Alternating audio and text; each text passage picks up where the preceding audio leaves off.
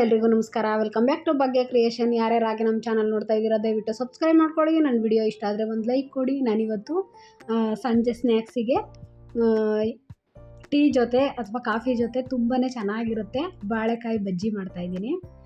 ಸೂಪರಾಗಿರುತ್ತೆ. ಸಿಂಪಲ್ಲಾಗಿ ಜಾಸ್ತಿ ಟೈಮು ತಗೊಳ್ಳಲ್ಲ, ಬೇಗನೆ ಆಗೋಗ್ಬಿಡುತ್ತೆ. ಇಲ್ಲಿ ನಾನು ಅದಕ್ಕೆ ಬಾಳೆಕಾಯಿ ತೊಗೊಂಡಿದ್ದೀನಿ. ಮತ್ತು ಇಲ್ಲಿ ಒಂದು ಬೌಲಿಗೆ ಕಡಲೆ ಹಿಟ್ಟನ್ನ ಹಾಕ್ಕೊಂಡಿದ್ದೀನಿ. ಒಂದು ಬೌಲ್ ಕಡಲೆ ಹಿಟ್ಟು ಹಾಕಿ ಒಂದು ಅರ್ಧ ಟೇಬಲ್ ಸ್ಪೂನಷ್ಟು ಅಚ್ಕಾರದ ಪುಡಿ ಹಾಕಿದ್ದೀನಿ. ನೀವು ಬೇಕು ಅಂದರೆ ಇನ್ನೂ ಒಂದು ಸ್ವಲ್ಪ ಹಾಕ್ಕೋಬೋದು. ಖಾರ ಸ್ವಲ್ಪ ಜಾಸ್ತಿ ಬೇಕು ಸ್ಪೈಸಿಯಾಗಿ ಅಂತಂದರೆ. ನಾನಿಲ್ಲಿ ಒಂದು ಮೀಡಿಯಮ್ ಆಗಿರಲಿ ಅಂತ ಸ್ವಲ್ಪ ಒಂದು ಅರ್ಧ ಸ್ಪೂನಷ್ಟು ಹಾಕ್ಕೊಂಡಿದ್ದೀನಿ ಅಷ್ಟೇ.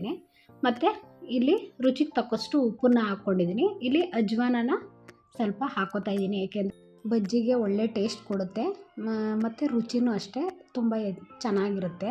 ಹಾಗಾಗಿ ಇವಾಗ ನಾನು ಇದನ್ನು ಒಂದು ಸಲ ಕೈಲಿ ಮಿಕ್ಸ್ ಮಾಡ್ಕೋತೀನಿ. ನೀವು ಸ್ಪೂನಲ್ಲಿ ಬೇಕಾದರೂ ಕಲಿಸ್ಬೋದು, ಬಟ್ಟು ನಾನು ಕೈಲೇ ಕಲಿಸ್ತೀನಿ. ನನಗೆ ಕೈಲಿ ಕಲಿಸಿದ್ರೇ ಅದು ಪರ್ಫೆಕ್ಟ್ ಆದ ಬರೋದು. ನೀವು ಕೈಲಿ ಬೇಡ ಅಂತಂದರೆ ಸ್ಪೂನಲ್ಲಿ ಆರಾಮಾಗಿ ಕಲಿಸ್ಕೋಬೋದು. ನಾನಿಲ್ಲಿ ಉಪ್ಪು ಖಾರ ಎಲ್ಲ ಚೆನ್ನಾಗಿ ಮಿಕ್ಸ್ ಆಗಲಿ ಅಂತ ಕೈಲಿ ಒಂದು ಮಿಕ್ಸ್ ಕೊಟ್ಬಿಟ್ಟು ಇವಾಗ ಸ್ವಲ್ಪ ನೀರು ಹಾಕ್ಕೊಂಡು, ಅಂದರೆ ನಾವು ಬಜ್ಜಿ ಬಿಡೋಕ್ಕೆ ಏನು ಹದ ಇರುತ್ತೋ ಆ ರೀತಿ ಹದವಾಗಿ ಕಲಿಸ್ಕೋಬೇಕಾಗುತ್ತೆ.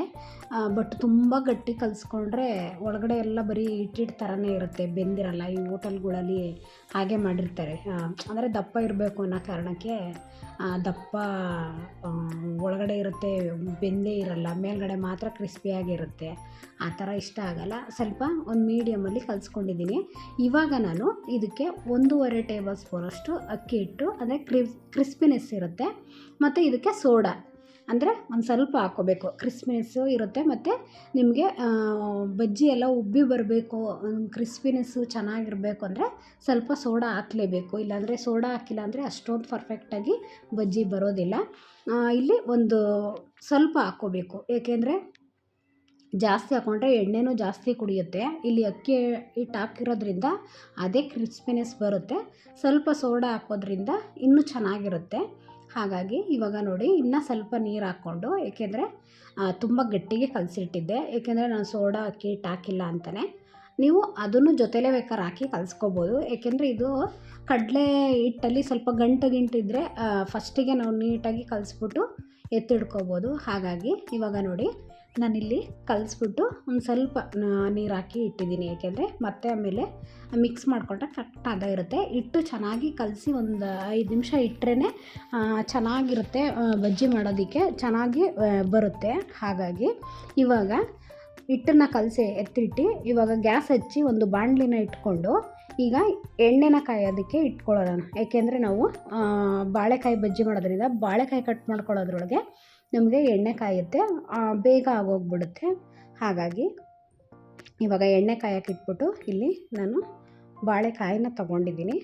ಅಂದರೆ ಇದನ್ನು ಸ್ವಲ್ಪ ಉದ್ದಕ್ಕೆ ಬೇಕಾದ್ರೂ ನೀವು ಬಾಳೆಕಾಯಿ ಬಜ್ಜಿ ಮಾಡ್ಬೋದು, ಇಲ್ಲ ರೌಂಡು ಕಟ್ ಮಾಡಿದ್ರು, ಅಂದರೆ ಸ್ವಲ್ಪ ದಪ್ಪ ಇದ್ದರೆ ರೌಂಡಕ್ಕೆ ಮಾಡಿದ್ರೂ ಅದನ್ನು ಆ ರೀತಿ ಬೇಕಾದರೂ ಮಾಡ್ಕೋಬೋದು. ನಾನಿಲ್ಲಿ ಉದ್ದುಗೆ ಅಂದರೆ ಇದು ಒಂದು ಮೀಡಿಯಮ್ ಸೈಜ್ ಇದೆ, ಹಂಗಾಗಿ ಇದರಲ್ಲಿ ಅರ್ಧ ಮಾಡಿಕೊಂಡು ನಾನು ಮಾಡ್ತೀನಿ. ಇವಾಗ ನೋಡಿ ಮೇಲ್ಗಡೆ ಸಿಪ್ಪೆನ ಎರಿಬೇಕು ಎಲ್ಲ, ಏಕೆಂದರೆ ಅದು ಸ್ವಲ್ಪ ಬ್ಲ್ಯಾಕ್ ಆಗಿಬಿಡುತ್ತೆ. ನಾವು ಬಾಳೆಕಾಯಿ ಆಗಲಿ ಒಂದು ಹಲಸಿನಕಾಯಿ ಆಗಲಿ ಎಲ್ಲ ಬ್ಲ್ಯಾಕ್ ಆಗಿಬಿಡುತ್ತೆ. ಹಾಗಾಗಿ ಈಗ ಮೊದಲಿಗೆ ನಾನು ಸಿಪ್ಪೆ ಎಲ್ಲ ಎರೆದ್ಬಿಟ್ಟು ಸೆಂಟ್ರಿಗೆ ಕಟ್ ಮಾಡಿಕೊಂಡು ಎರಡಿದೆ. ಇಲ್ಲಿ ನೀವು ಒಂದೇ ಬಾಳೆಕಾಯಿಲಿ ಈ ರೀತಿನೂ ಸ್ಲೈಸ್ ಮಾಡ್ಕೋಬೋದು, ತುಂಬ ಉದ್ದ ಆಗಿಬಿಡುತ್ತೆ. ಇವಾಗ ಎಣ್ಣೆ ಎಲ್ಲ ತುಂಬ ಜಾಸ್ತಿ ಬಿಟ್ಟು ಉದ್ದಕ್ಕೆ ಕಟ್ ಮಾಡಿದ್ರೆ ಜಾಸ್ತಿ ಬಿಟ್ಟು ಕರಿಬೇಕಾಗುತ್ತೆ.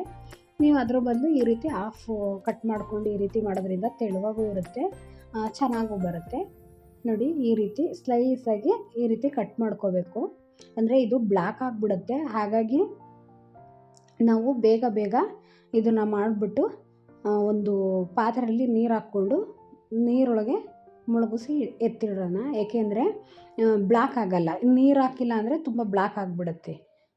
ಹಾಗಾಗಿ ಇವಾಗ ನೀರು ಹಾಕಿ ಎತ್ತಿಟ್ಬಿಟ್ಟು ನೋಡಿ ಎಣ್ಣೆ ಕಾಯ್ದಿದೆ. ಇವಾಗ ಆ ಬಾಳೆಕಾಯಿನೆಲ್ಲ ಸೋರಿಸ್ಬಿಟ್ಟು ನೀರಿನ ಅಂಶ ಎಲ್ಲನ ತೆಗೆದು ಇವಾಗ ನಾನು ಕಡಲೆ ಹಿಟ್ಟು ಕಲಸಿದ್ನಲ್ಲ ಇದಕ್ಕೇ ಸ್ವಲ್ಪ ಬಾಳೆಕಾಯಿನ ಹಾಕ್ಕೊಂಡು ಈ ರೀತಿ ಹಿಟ್ಟಲ್ಲಿ ಅದ್ದಿ ಬೇಗ ಬೇಗ ಬಿಡ್ತಾಯಿದ್ದೀನಿ. ಏಕೆಂದರೆ ಲೇಟ್ ಆಯಿತು ಅಂದರೆ ಒಂದು ಬೆಂದಿರುತ್ತೆ, ಒಂದು ಬೆಂದಿರಲ್ಲ. ಹಾಗಾಗಿ ಈ ರೀತಿ ಅಂದರೆ ತುಂಬ ಗಟ್ಟಿನೂ ಇರಬಾರ್ದು, ಹಿಟ್ಟು ಜಾಸ್ತಿನೂ ಅಂಟ್ಕೋಬಾರ್ದು ಬಾಳೆಕಾಯಿಗೆ, ಇಲ್ಲ ಜಾಸ್ತಿನೂ ಇಲ್ದಂಗೆ ಇರಬಾರ್ದು.